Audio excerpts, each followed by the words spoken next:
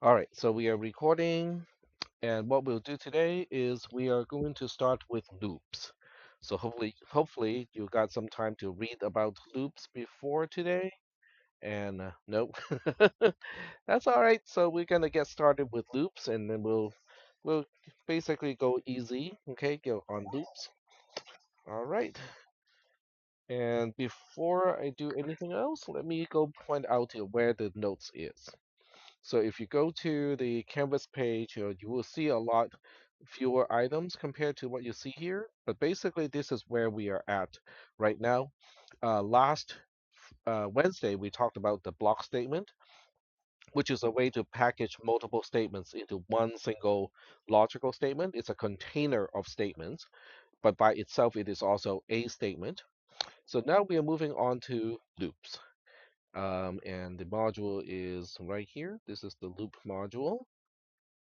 And I did some changes here, because I caught one mistake that I made. All right, so the concept of a loop is about repetitions. In other words, many times, when you write programs or when you specify the operations of a computer, you need to tell the computer to keep doing something repeatedly until something happens, until a certain condition becomes true. And in daily life, this is also what you do as well. So sometimes you have to do certain things in a repetitive fashion. Um, so can someone give me an example of what you did today that was of a repetitive nature? Like you have to keep doing something. Yep, brushing teeth. Okay. So what action is repetitive when you are brushing your teeth? Okay. So you wake up and then what do you do? So So I guess it depends on how you do it. Some people, brush their teeth in a very systematic way. They go from one side to the other side, top to bottom, and so on. So it kind of depends, okay? Depends on how you do it, okay? But I would say having a meal is repetitive because how many of you can have one single gigantic bite of something and you say, I'm done with this meal? Unlikely, right? So we have to take multiple bites until what? What is the terminating condition where you go like, okay, I'm gonna stop now. My meal is over. So what is the condition that makes you think, okay, I think I'm done, I'm not gonna eat another bite. You're full, right? Exactly. You feel sated. Okay, you're full, and so you're not gonna take another bite. So we are using that as an example in this case. And this is the example of what a loop may look like. Okay, so the do is, you can see how it is in boldface. It is a terminal, and so is the while. It is also a terminal. So in this case, line two, obviously this is not a program, okay, but this is a real life example. So the action is to take a bite. And this is a loop, basically the way it's going to happen is somebody's going to take a bite, and then that person is going to ask the question, am I still hungry? If the answer is true, then that person will go back to line two, take another bite, and then go to line three and ask the same question again, am I still hungry? If it is true, then you go back and take another bite. So you keep doing it between line two and line three until the condition of line three, which is one is hungry, the person who's eating is hungry, until that condition becomes false. When that condition becomes false, then you exit the loop, which means you do whatever is following this code, which we don't know what it is because we only got this little snippet of code. Yep. Hmm? Yes, the parentheses are important. Just like with a conditional statement, the parentheses of the condition after the word if is important. So in this case, those parentheses are important as well. So we can also take a look at the syntax of a do loop. So the syntax of a do loop looks like this. So the first thing we know is a statement can expand to a do statement. A do statement itself expands to the terminal do followed by a single statement, which can be a block statement, but it has to be a single statement, followed by the word while, and then followed by the open parentheses, and then the condition, and then followed by the close parentheses. So this is the construct, or this is the syntax in BNF of a do-while loop. So the bigger question is, but what does it do? This is the syntax, but what does it do? So what it does, okay, in the example of, eating and somebody feeling hungry and so on, is kind of like this, okay? I don't really need to show the start and the end because they're really just marking the beginning and the end.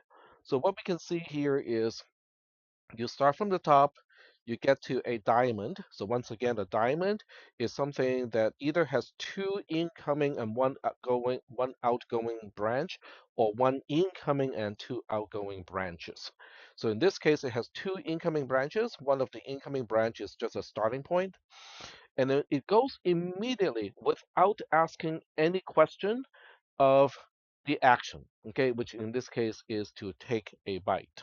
So after the person takes a bite, then it goes back to the question here to ask, whether the condition is true or not. Whatever this condition turns out to be, if it is true, then we go back and then we perform the action again. It is only when this particular question answers it has an answer of false, then we exit the loop and then we just continue to do whatever is after the do while loop. Do we have any questions about the flowchart representation of a do while loop? The key here is if somebody gets into this logic, the first byte is mandatory. Okay, we do not ask any question before we take the first bite, and then we ask the question of, are we still hungry? And if we're still hungry, then we go back and take a second bite. If we're not hungry, then we take the exit route and we just exit the loop. Is that okay? So in very rare situations, this kind of loop actually makes sense, but most of the time when you're programming, this kind of loop actually does not make sense because we are not asking the question of whether we are still hungry and then we just take a bite first. What if this person is already full and then this person come into this loop? Well, this person is going to take another bite anyway, okay? And that's not, healthy. Because when you're already full, you go like, okay, I'm not going to take another bite. But this logic says, no, you have to take a bite first. And then we'll evaluate whether you are still hungry or not. So the other loop is called a while loop. So a while loop looks simpler. The way it works is it will start with the condition and then it will specify the action. This is kind of like an example. So when we look at the syntax of a while loop, this is what it looks like. A statement can expand to a while loop or while statement.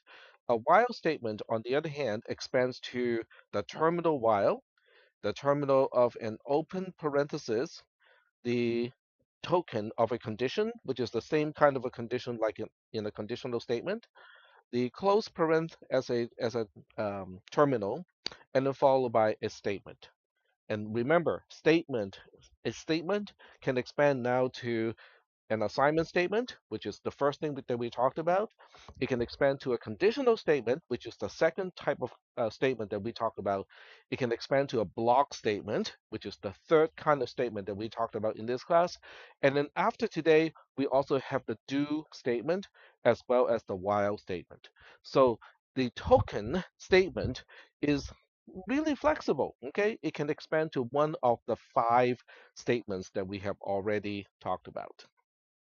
So this is the syntax, but the flowchart is a little bit simpler than the other one, in fact, because what you do is you come in from the starting point, which is the first time you get into the loop. This is where you come in from, and then you have this question here. Whatever that question is, it's the condition. If the condition evaluates to true, then you perform the action that is right after the close parenthesis of the condition, and then right after the action, you have to go back to ask the question again. And then if the answer to the question is true, then you go back and perform another iteration of the action. If not, If the answer is false, that's the only time you get out to the end of the whole thing. Do we have any questions about the flowchart representation of what a while statement, what it does? No question. All right. So it would seem that this is a pretty easy module because that's pretty much the extent of the module.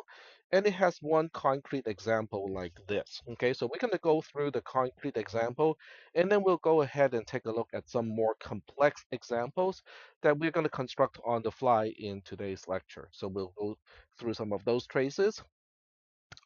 In this case, the first line is an assignment statement. Okay, all it does is to initialize variable x to a 0. The second line is the while statement or the beginning of the while statement. It says, the condition that we are evaluating is whether x is less than 3. If it is the case, then the action we want to perform is actually this entire block statement.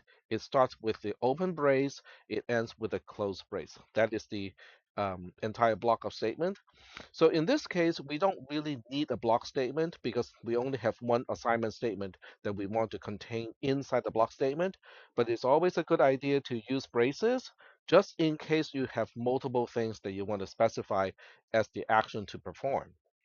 So in this case, this is the trace. Okay, the trace corresponding to that is here. Let me zoom out one more level so that we can see if I can, yeah, we can now see both the code and the trace itself. And we can see how the precondition specifies that we don't know anything about x or the initial value of x. It doesn't matter even if we did, because the first thing we do is we change it to a 0. So on line 1, we change x to a 0.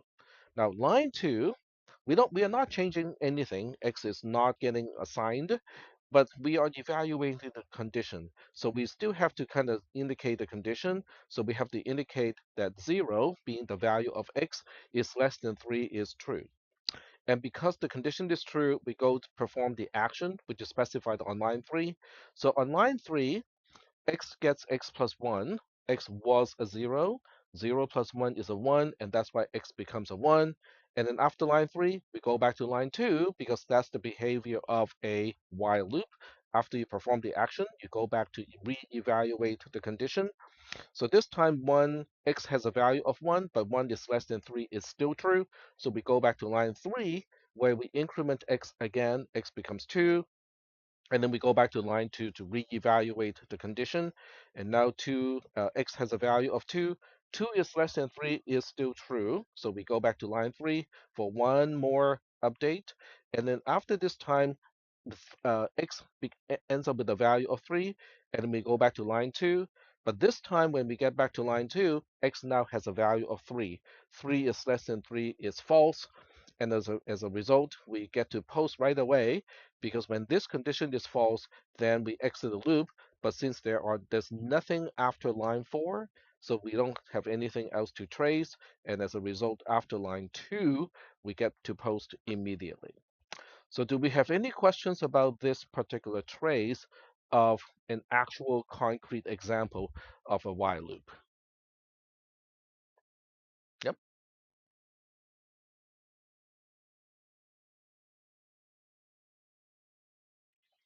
Say that one more time, please. What makes the line false? So it's not making the line false, it is the condition that is false. So because line 2 has a condition to evaluate, which is asking is it true or is it false that x is less than 3. So that depends on whether this condition is true or false, depends on the actual value of x. And we can see that x, after this row of the trace, x ends up with a value of 3. 3 is less than 3 is false. Yep. Any other questions about this particular trace? Because if we don't have any additional questions about the trace, then I'm going to create some examples so that we can kind of look at how a more complex code is going to work because now we are looking into having statements inside statements, but not just a conditional statement as the else of another conditional statement, which was what we saw when we handled else if. Now we can have a conditional statement or even a whole loop inside another loop. So do we have any questions at this point about this code? No questions? Okay, all right. So if there are no questions, then we're going to start with, things that are a little bit more complex. So I'm going to go to my share folder, which means, whatever this spreadsheet is illustrating, it has the date of today's date. So that means, you can take a look at it as soon as the spreadsheet is created. All right. So I just created it, and we'll give it the name of 2025-09. Today is the 15th. Okay. So now you should be able to see it in the shared folder. And on this sheet, we're going to say, code one. Okay. So this is the actual code. And we'll go ahead and use two variables in this case. This is variable x. It starts with a value of, well, let's say 3. And then we have a while loop. Okay, so this is while x is greater than 0. And we do something. And we have the another loop in the inside, which starts with y being a 0. And then the inner one, it's going to say while y is less than x. Then we do something. And all it's going to do here is y gets y plus 1. And then close here. And then we have x gets x minus 1, and then we close the brace over here. So this is the actual code that we are going to trace. I'm not going to spend any time to kind of label which one is line 1 and so on, because the row number basically indicates the line number automatically, so I don't need to use any extra column to indicate the line number. All right, so this is the code. The question now is, um, what is the structure of the code? In other words, if you are to draw a picture of what this code is supposed to look like in a flowchart, what is it going to look like? Because without knowing what it is going to look like or what type of control structure it is corresponding to, then there's no way you can actually trace the code because you don't know what it's supposed to do. So how do we process this, right? How do we know, how this is, how what action is specified by this code? Well, we go back to BNF, okay? This is why BNF is kind of important because with BNF we can understand the structure of the code. So let me go back to this class's notes, and I'm going to draw some pictures so it's easier for you guys to kind of get a visual of how this code is represented. And I need to turn on this. Okay, that's good. And then I'm going to switch to the graphical representation. But before I do that, I'm going to take a snapshot of, okay, that's not what I want to do. Okay, let me do it one more time. Capture both the line number and also the program itself, like so. Open it on the side. So this is really just a snapshot of the code that I want to maintain. And then we're gonna use here to take a look at Supernote. There we go. All right. So first thing first, we want to analyze the structure of this code. So what I'll do is I'm going to write everything on the same line because I want to make sure that you guys understand that line feed, which is how we open a new line, and also indentation are not important. So we say x, whoops, wrong tool. There we go. So we say x equals 3, and then we have a while,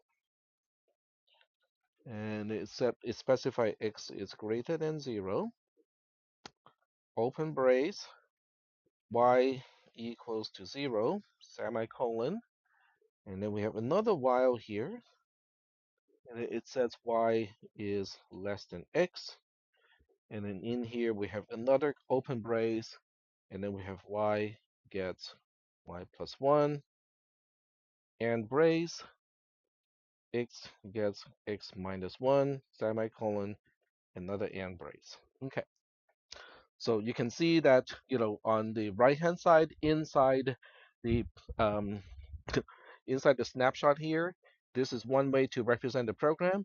But if you type everything on the same line, just like what I just wrote by hand, it'll work the same.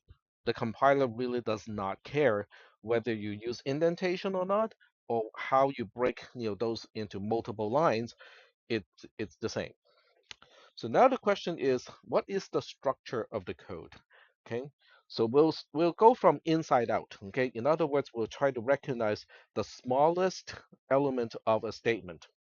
So this is a statement. Okay, so we'll pull this out and say, oh, okay, I recognize this is a statement. It is an assignment statement, but it's not important to identify this as an assignment statement. All we have to do is to say it is a statement. Same with this. Okay, this is a statement. Same with this, it is a statement. And same with this, it is also a statement. Okay, so now we go one level up. Okay, and then we ask, okay, what about this particular statement here? Is it a part of something? The answer is yes, it is a part of something. It is a part of the block statement. Okay, so now we go like, okay, this is now recognized as a block, BLKSTMT. It is the block statement. Okay. Oops, I click a key accidentally. Okay. Okay, that's not too bad. Okay, because in this case, this statement is the only thing between the open brace and the end brace here. So this statement turned into a block statement is like, okay, it's not too bad. So now we look at this block statement and ask, what is this doing in return? Okay, so now we kind of have to go back to the BNF of a while statement because there's a while here, and then we take a look at how the syntax is describing it. So the syntax, just describe it as a statement. Okay, so that's fine. So now we go like, okay, so the block statement can now be recognized as just a particular statement.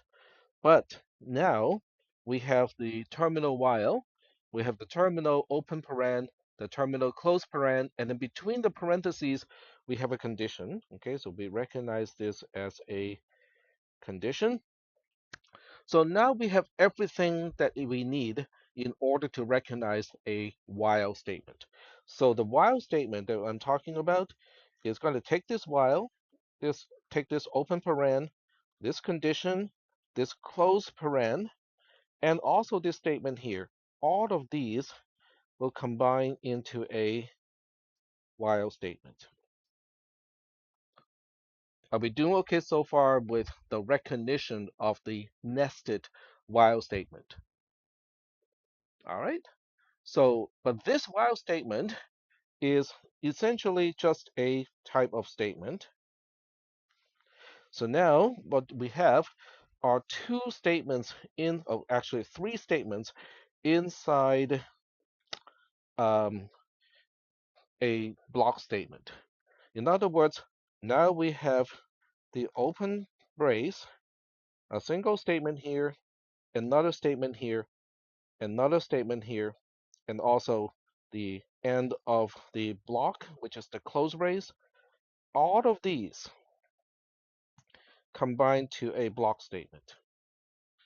This one is a much larger block statement, but nonetheless, it is a block statement. It is a single statement. So block statement becomes basically just a statement. So now what do we see? Well, we see the word while. We see the open paren over here. Why is it? Yep, there you go. Open paren, we see a condition, we see the close paren, and then we see a single statement. So now we take this while, the open paren, the condition, the close paren, and also the statement here. these five elements together is now turning into another while statement. So this turns into another while statement, which is a kind of statement. In other words, at the top level, we only have two statements. We have the statement here, and then we have a while statement at the top level. But this particular while statement is actually really big because it is a while statement, but inside the while statement, the action that it has to perform repetitively starts from here and it ends here. It includes its own little while statement. So we have a while statement that is a component of the statement of another while statement.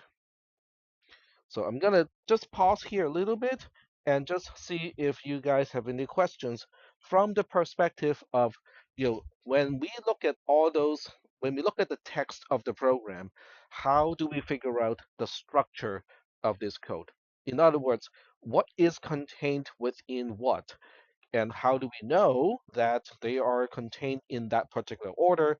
And also how we use BNF in the process of recognizing the structure. So I'm going to pause a little bit and kind of give you guys a little bit of time to process this. And if you have any questions, you can go ahead and ask those questions.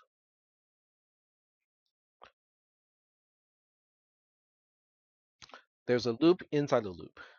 But at this point, we are not even concerned about do we have a loop inside a loop or do we have a conditional statement inside a conditional statement. At this point, we just want to know, do we understand how the structure of this code is analyzed? Because when you look at the input to the compiler or when you look at the input to the computer, it is a single line of code that is all the way to the top here. This is the this is what the computer sees. But the structure, which is down here, this is what the computer can figure out and go like, oh, okay, I see that we have a kind of statement that is entirely within the block statement that is inside another statement, and so on. So this is called parsing, Parsing. It is parsing the input in order to reconstruct the structure of the intended code. And this is one of the most important part of programming is to be able to read the code and understand just the structure of the code. Because we are not even going to talk about the behavior of the code until we know the structure or the containment of the code. Because otherwise, it really doesn't make sense. So we doing okay so far with just how we parsed the input, which is in this case a single line, into the structure or the tree.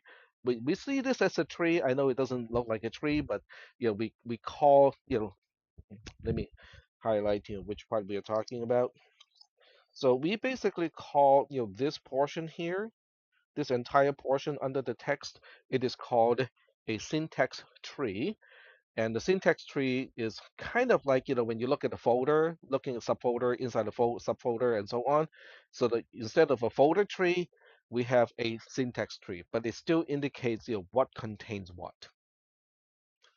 So are we okay with that concept? Okay.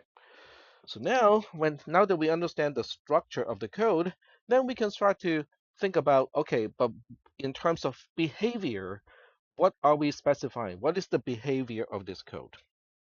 Okay, so I'm going to use a different slide. Okay, I'm going to go back and forth between these two slides a little bit. The other way to do this is yeah, I don't think the overlay method is going to work too well. Okay, that's okay. So what we do is now we look at the structure of the code. So we know that x equals 3 is by itself, outside of a loop. So we know that we can just give it a little rectangle to go like, okay, yeah, this thing is by itself. But we also know what is after x equals 3. Let me go back to the previous slide here. Everything from here all the way to here specifies a while loop.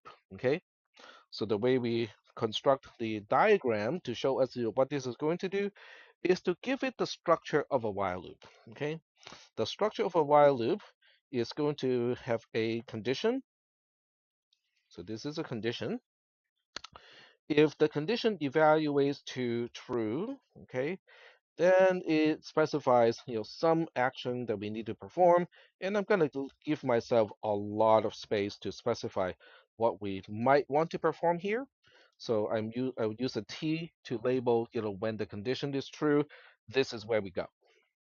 Now, after this, after this entire block of action, it is going to go back to the loop. So that means when this block is all done, it is going back to the little diamond here so that we can reevaluate the condition. Is that okay so far? But what if the condition evaluates to false? Well, if it evaluates to false, then we are done. Okay, so it just goes after the loop here. So this is a while loop. And now we go back to the code and ask, but what is the condition that has to be true in order to perform this action on this side? Well, according to the text of the code here, the condition of the outer while loop is x is greater than 0. So now we put x is greater than 0 here, and I'm going to put a question mark because this is a question that we have to ask. So that means every time we go back to this diamond, we evaluate this condition. If this condition is true, then we go on this side, and then we perform whatever this block is going to specify. If the condition is false, then we take the false branch, and then we just go to the end of this block. I'm going to give it a little terminal here to specify this is the end of the loop. So are we doing okay so far constructing the diagram that would describe the behavior of the code? Now, I cannot do this without understanding the structure, which is coming from the previous slide. Okay, I can only construct a diagram only because I understand the structure. So now my focus is no longer the overall picture because I know what it's going to look like. My focus is going to be what is going to be in this rectangle here, this rather big rectangle, what is going to go in there. In other words, I'm now focusing on what is specified from here, from this open brace, all the way to that open brace, a closed brace. Because what is between the braces is what this rectangle is going to be representing. Are we still doing okay so far? All right. So what do we know? Okay. Well, we know there are three things that we need to do. This is one thing. This is one statement inside the block statement. This whole thing, this statement, is corresponding to the entire while loop that is inside the first while loop. So that's the second thing. And then we have a third thing, which is also just an assignment statement. So there are three statements that are sequential to each other. Okay, so we can go ahead and write that. Okay, this is the first statement. I'm not going to give this one a lot of space because it is just an assignment statement. There's another assignment statement, which is the third item that we need to do in a sequence. And then we have one rather big thing in between. Okay, so we'll fill in these two first. The first one is essentially line 3, which is y equals to 0 as an assignment statement. And then this one here is x gets x minus 1 as an assignment statement. Because that is corresponding to, in the text version, this is one statement, this is one statement, and then lines 4 to 6 is the middle statement that needs to go in between these two blocks here. So now we are done with the first, we're done with the last. Okay, there's an arrow coming out of here, there's an arrow coming out of here.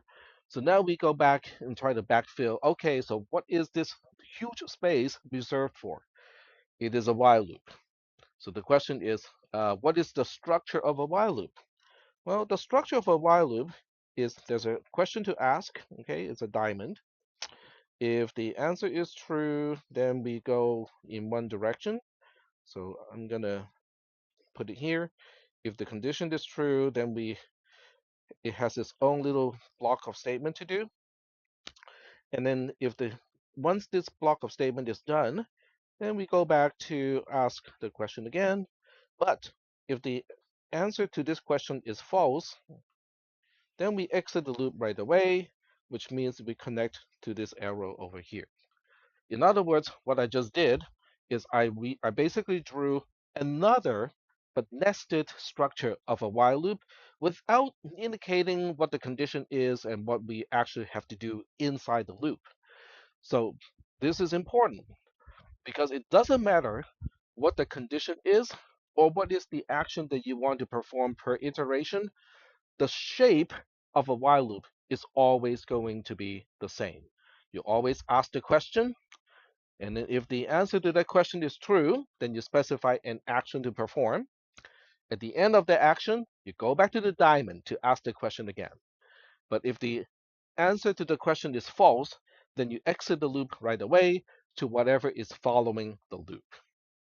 So now that we understand the structure, we go back here and then we backfill. This is the condition of y is less than x. I put a question mark here just to emphasize that it is a question. It is not an assertion.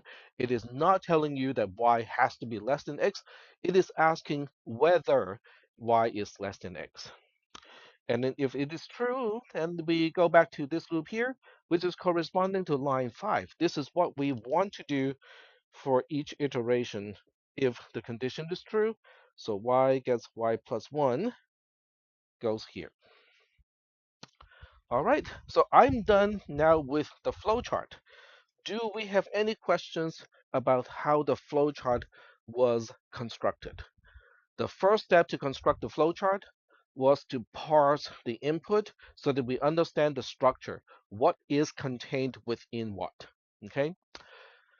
After that, we look at the type of statements that we're dealing with. Oh, assignment statements, pretty easy because they don't change the flow of the logic, or they don't change the flow of the program. But when we have a while loop, then we have to be careful because a while loop always consists of a diamond to ask a question. Then you also always have to specify if it is true, what do we do? If it is false, we have to exit, and where is my exit point?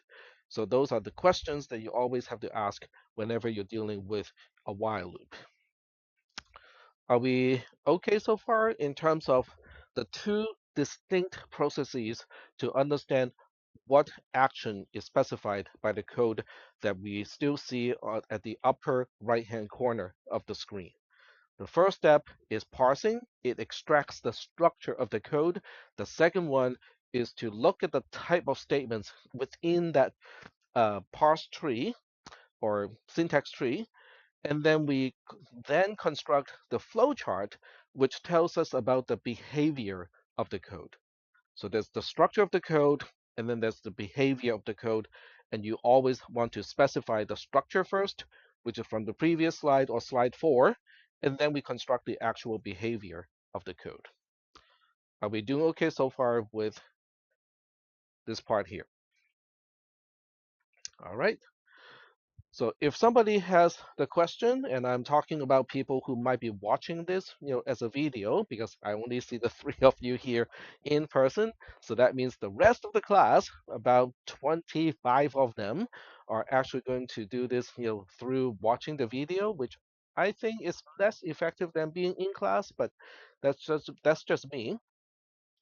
So the question now that I'm going to ask you guys is, do you think you need to be able to do these two steps mentally without drawing the pictures that I just drew? Okay, let me go back to the other diagram because now we have two diagrams. The first one is this one in slide or page number 4. It is the construction of the parse tree or syntax tree. Okay, this is basically a structural analysis of what the text is representing. And then the second diagram is the flowchart that actually describes the behavior that the code is trying to specify. So this is the behavior. So there are two diagrams here. So my question is, do you think, or I should ask, when do you think you should be able to do all of these in your mind without actually having to draw everything out? What do you think? So the answer is dependent on each person. Okay, some people may need to draw everything out because that person is more visual.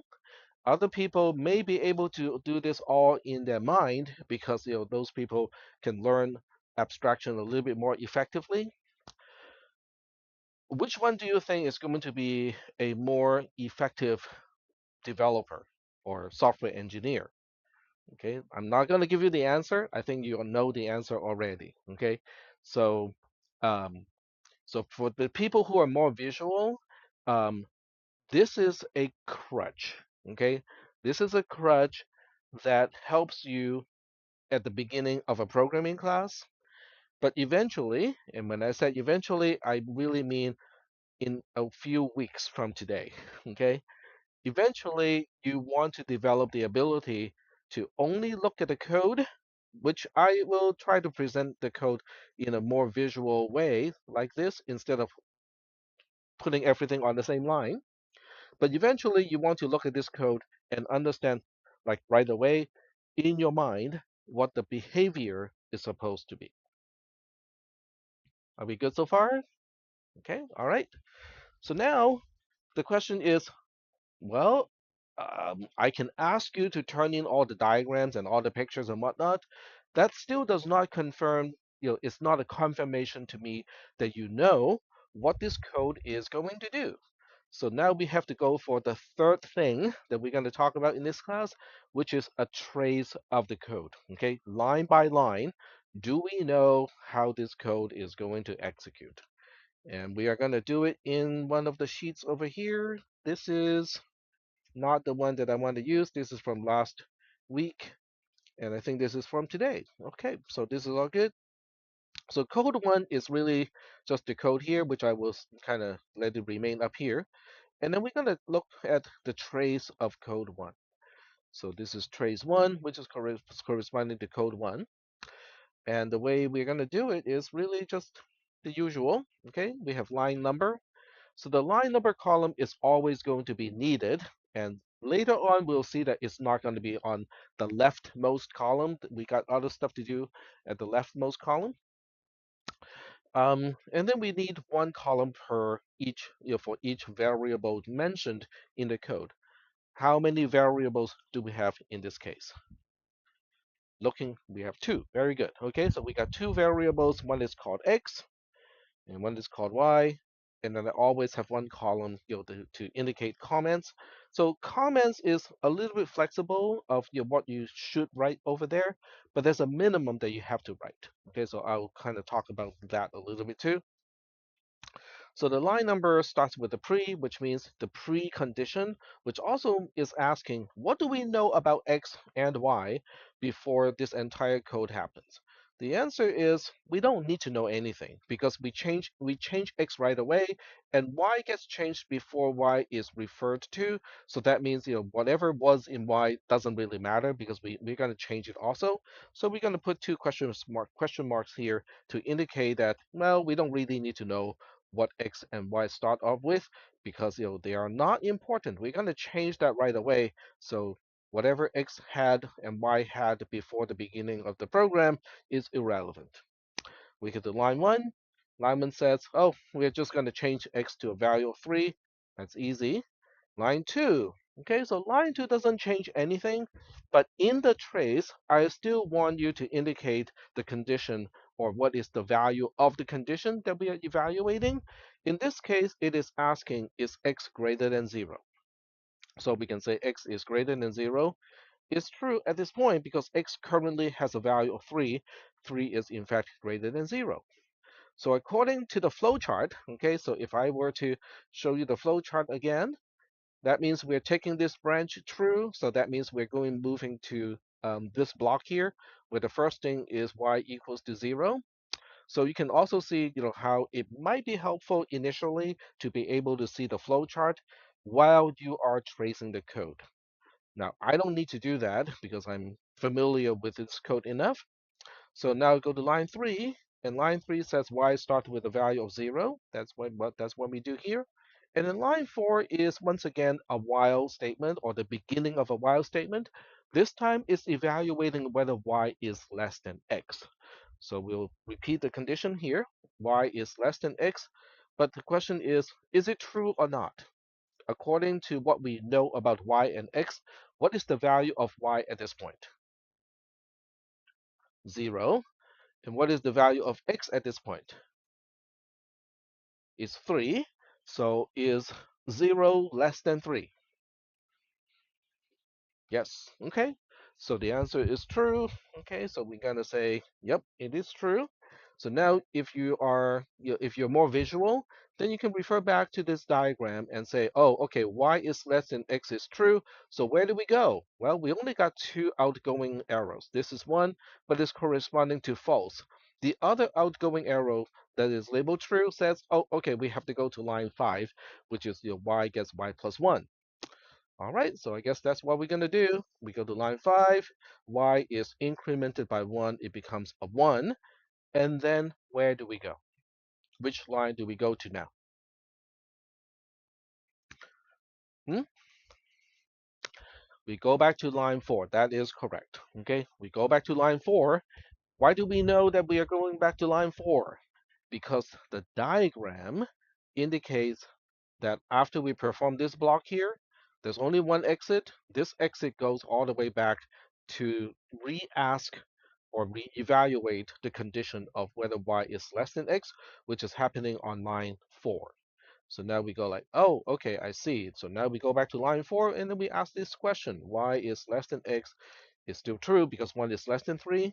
Then we go back to line 5 and you can see that, oh, okay, now we go back to line 4 again. Y is less than x is true one more time. We go back to line 5. Y is now a 3. Then we still have to go back to line 4 because I know in your mind you go like, oh, okay, y is not less than 3 anymore, and we can go to line 7 right now. But in a trace, you cannot just do that because you have to follow the logic exactly. So that means even though by eyeballing the whole thing, you know that y is less than x is not true anymore, you still have to go back to line 4 and then evaluate the condition. Then you say, oh, okay, it is now false. Only after this, you can say, okay, so we now exit the loop, which is from line 4 to line 6. Where do we go now? According to this diagram, if you take the false branch out of the condition, then you continue to x gets x minus 1, which is corresponding to our line 7. That is correct. Okay, so now we go back to our trace here. And we go like, okay, we go straight to line 7. And what it's going to do is it's changing x to a value of 2. And then where do we go? Well, according to this, okay, we should go back to line 2, but you can also see in the diagram here, okay, after we do this, it goes back to re-ask the question of whether x is greater than 0, which is specified on line 2, okay? So now we go back to line 2, and then we ask, is x greater than 0? Yep, it is true. So now we go back to line 3, and it looks like we are repeating the whole thing again, but we are not. Okay, we are repeating a good portion of it, but not the entire thing. You can also see we are about to run out of space of this screen. So what I'll do is I'm doing a little trick here that allows me to scroll the bottom of the screen without scrolling the heading of the columns. So this way we can still keep track of which column is which column. So now we go back to line 3, y gets a 0 again, and we go to line 4, y is less than x is true because 0 is less than 2. We go to line 5, we increment y, so it's becoming 1. We go back to line 4, y is 1. 1 is less than x, which is 2, is still true. We go to line 5 again. Now it becomes 2. We go back to line 4. The condition is now false. Then we go straight to line 7. X is now decremented by 1. It becomes a 1. And then we go back to line 2. X is greater than 0 is true because 1 is greater than 0. We go to line 3 again, and y is now changed back to 0 from 2. We go to line 4. Y is less than x is true. We go to line 5. Y gets incremented from 0 to 1. We go back to line 4. Now y and x are both ones. So there, one is less than the other one is now false. We now go to line 7, and then we decrease x by 1. X is going from 1 down to 0 now. And then we go to line 2. The condition of line 2, which is asking whether x is greater than 0, is now false. So we are now done with the entire thing. So we get to post. And that's the full trace of this particular code. All right. So do we have any questions about this trace? No questions? Okay. Because if you need more time to formulate your question, I can give you guys a lot more time. Are we good so far? All right. So we are pretty much done with all the control structures. In other words, in this class, we don't talk about the for loop. Okay, some of you, if you already have some exposure to C, C++, or similar programming languages, you know that there's such a thing called a for loop. But a for loop is no more than really just a glorified while loop. Okay, so from our perspective, I'm not going to talk about the for loop because you can basically transform any for loop into a while loop plus something. So we're not too concerned about that. All right. Well, since we are done with this module, we can move on to nested control structure, which is actually what we have been talking already at this point. So now we go to nested control structure. And it really is kind of like what we just talked about. This is a single loop. Now we have a loop inside the loop. Now the context is a little bit different, and as a result, the diagram is also a little bit different, but it shows you still about the same thing. Okay, in this case, I use color coding to specify there's an inner loop, and the way it looks, it's a little bit different compared to the other one, and this is the trace of their code. But essentially it is giving you the same information as what we just went through today. Okay, yes. In other words, we are also done with nested control structure as a module at this point. All right. So am I moving a little bit too fast, or are you guys doing okay with the pace? We okay? All right. So I don't think, I want to proceed any faster than this, okay, even though I can, because there are only the three of you and you're all nodding. The next one is called, pre and post condition, which is a lot mathematical than most people think this class needs to be, okay, but I'm not going to go there any further. So I'm going to stop with nested control structure and also the example that I'm giving you. If you're absorbing everything just fine, we can call it an end to today's lecture. If not, we can go back and clarify what you need to know. So it's up to you. If you guys go like, okay, I'm getting everything, this is not a problem, then we can just end the lecture. It's a little bit shorter than usual because we only got 3 people, okay, without the rest of the class asking questions, and then I have to think about how to clarify and use more examples. This is the best I can do, okay, because if the rest of the class are not here to ask questions, and you guys are all okay with what we have talked about, I think this is probably the right amount of content for one single lecture. We all good? Any questions? Nope. Okay. So in that case, I'm going to stop the recorder, and you're welcome to stay here if you want to. I'm gonna stay here because my next class is gonna be here. Okay, but you don't have to stay here if you go like, okay, I'm done with the optional lecture and I can move on to something else. Okay, so feel free to move on to whatever you need to do next to this class, and I will upload the lecture recording.